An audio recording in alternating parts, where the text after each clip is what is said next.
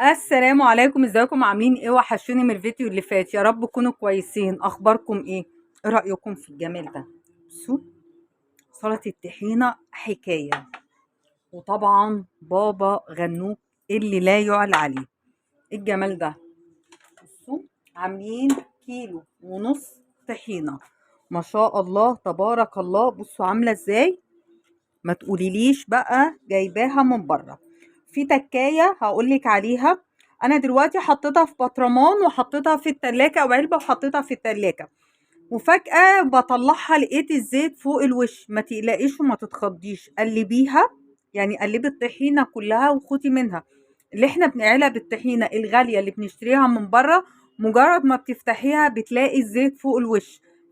وضع طبيعي، انت ما فيش حاجه باظت منك ولا في حاجه معموله غلط. هي اساسها كده، الزيت هيبقى فوق الوش. بصوا الجمال، بصوا تحفه. على فكره دي مش محطوط لها زبادي ولا اي حاجه، هي مجرد ما بتتعمل بتفتحي كده. تحفه تحفه تحفه. اللون الغامق دوت مطرح التحميصه اللي احنا خدناها على النار بالاخص للدقيق، عشان ما بقاش مستطعمه دقيق ني، انا عايزه ابقى مستطعماه حلو. طب بلاش نتكلم كتير، تعالوا ندخل على الفيديو ونتفرج عليه لاخره. ان عجبنا الفيديو لايك وشير وسبسكرايب. باي. نسمي كده حبايبي، نقول بسم الله وعلى بركة الله. أنا معايا نص كيلو سمسم. عايزاه سمسم نصه محمص ونصه أبيض، عايزاه محمص بس، عايزاه أبيض بس. في حاجة ترجع لك انتوا. وهحط عليه ربع سوداني، السوداني العادي اللي احنا بناكله. السوداني هيديني الطعم بالظبط زي ما بنجيبه من بره. هنحط تاني عليه ايه؟ بسم الله. انا عايزه كوبايتين دقيق، اي نوع دقيق.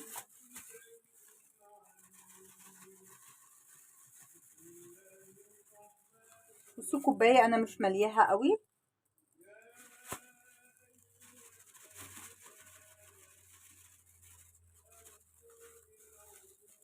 بس هقلب كل الكلام دوت وهنيجي بيه على النار.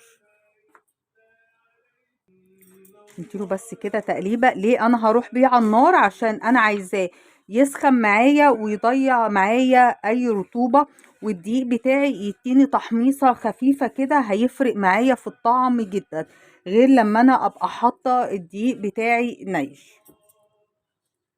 بصوا حبايبي، على النار بقى كده على طول نقلب، عشان مش عايزاه الدقيق يتحرق مني. لا، انا عايزه الدقيق بتاعي يتحمص وكله حاجه تسخن معايا وتبقى مظبوطه. عايزه اوريكم حاجه ما شاء الله. بصوا، بصوا الكيكه، بصوا ارتفاعها عامل ازاي، ما شاء الله تبارك الله. حلوه جدا جدا الكيكه ديت. اسفه، الكيكه ديت انا كنت عامله لهم صينيتين، واحده اتنسفت اول ما اتعملت. الكيكه ديت ما فيهاش بيض ولا زبده ولا اي حاجه من الحاجات المكلفه. يعني بجد كده كيكه اقتصاديه جدا. لو عايزين تعرفوا الطريقه وعملناها ازاي اكتبوا لي في التعليقات ونعمل لها فيديو كده. الكيكه خطيره، هشه جدا، طريه جدا، ناعمه جدا، ما فيهاش نقطه بيض، ما فيهاش زبده، ما فيهاش الكلام ده كله. مكونات بتاعتها ان شاء الله تكون موجوده عندك في البيت. خلينا بقى في اللي احنا عم بنعمله.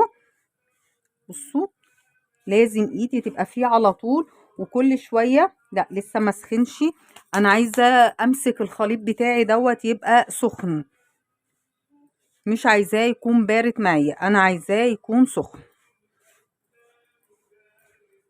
نقعد بقى نقلب فيه كده ونشتغل فيه ايدينا، ما نشيلش ايدينا منه. في حاجات كده ممكن اقولك روحي وتعالي عليها، وفي حاجات اقولك لا خليكي واقفه قدامها وما تشيليش ايدك من عليها.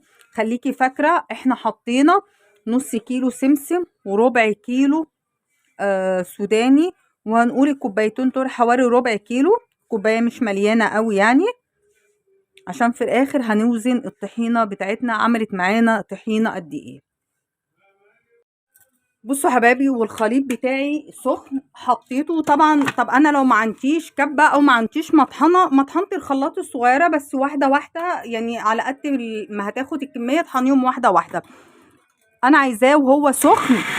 ليه وهو سخن؟ عشان يطلع لي الزيوت اللي فيها، والدقيق يعمل لي عمليه ربط، ما تبقاش عامله زي العجينه كاننا بنعمل زبدة فول صويا او زبدة سوداني، لا احنا مش عايزين دوت.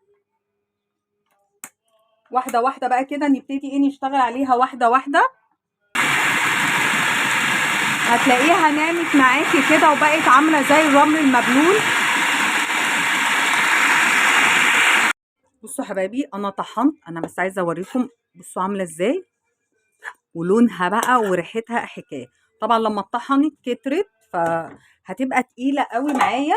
انا عايزة حاجة ينفع شفشق الخلاط او العجانة او اي حاجة، انا عايزة حاجة تبقى عاملة معايا سرسوب. عشان بصوا انا هنزل الاول بكوبايه زيت، يعني هنزل بكوبايه زيت وبعد كده هشوف الخليط بتاعي هياخد معايا قد ايه، وهنزل بيه سرسوب. ليه هنزل بيه سرسوب؟ عشان ده اللي هيديني التقل اللي انا عايزاه.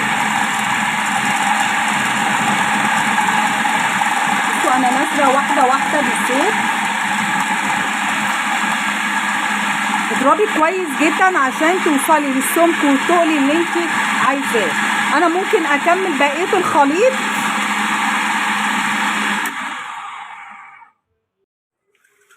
بصوا حبايبي بقت عامله ازاي، ما شاء الله تبارك الله. على الميزان بقى عايزه اوريكي هتعمل معانا قد ايه. بسم الله.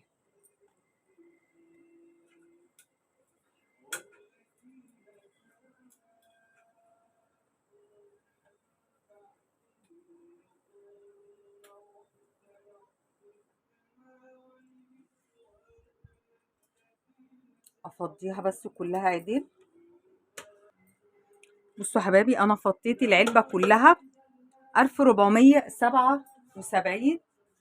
غير انا في طبق كبير اتعمل عشان اول ما شافوا الطحينه سندوتشات ونعمل بابا غنوج وطحينه، فخدت حوالي 200 جرام كمان. هنلغي اللي احنا خدناهم، ما عملنا بالظبط هنقول حوالي كيلو ونص.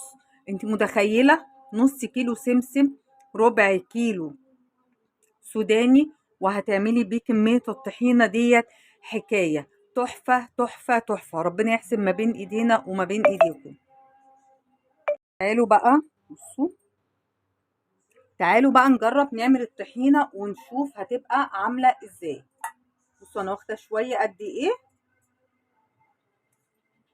شويه دول عشان تشتريهم من اي محل مش اقل من 20 جنيه، وجربي وشوفي. بسم الله.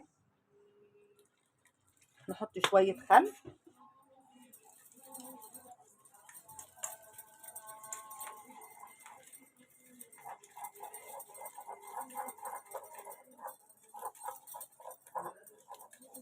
تعالى نفككها بشويه ميه. بصوا انا بجيب ميه اهو من الفلتر، ولا ميه سخنه ولا اي حاجه. بسم الله. انا ما عملتهاش بميه سخنه.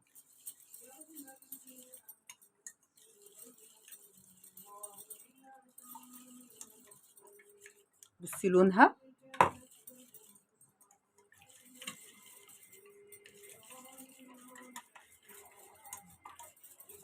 بصوا تقيله معانا ازاي.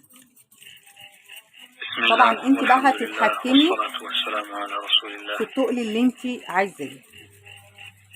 أعوذ بالله من بصوا انا حطيت بس شويه ملح وشويه فلفل. بصوا تقلها ده كمان لما هتتحط في التلاجة هتتقل عن كده، يعني كمان ممكن تخفيها. طبعا بيبقى حسب الاكل اللي انت هتستخدميه، عايزاه خفيفه ولا عايزاها تقيله. تحطيها بقى على البابا غنوج، تعمليها بقى كده حكايه، طعمها فوق الحكايه. تحفه موفره، ما كلفتناش كتير. مش هقول ما كلفتش خالص، بس ما كلفتناش كتير، ارخص بكتير قوي من ان احنا تشتريها من بره. احسبي كده المكونات، شوفي كل منطقه وليها سعرها، احسبي المكونات عندك بكام وهتعمل معاكي قد ايه، ولو انت اشتريتيه من بره هتبقى عامله ازاي. ربنا كده يحسن ما بين ايدينا وما بين ايديكم يا رب، واسمرها تكون سهله وخفيفه على قلبكم. السلام عليكم ورحمه الله وبركاته.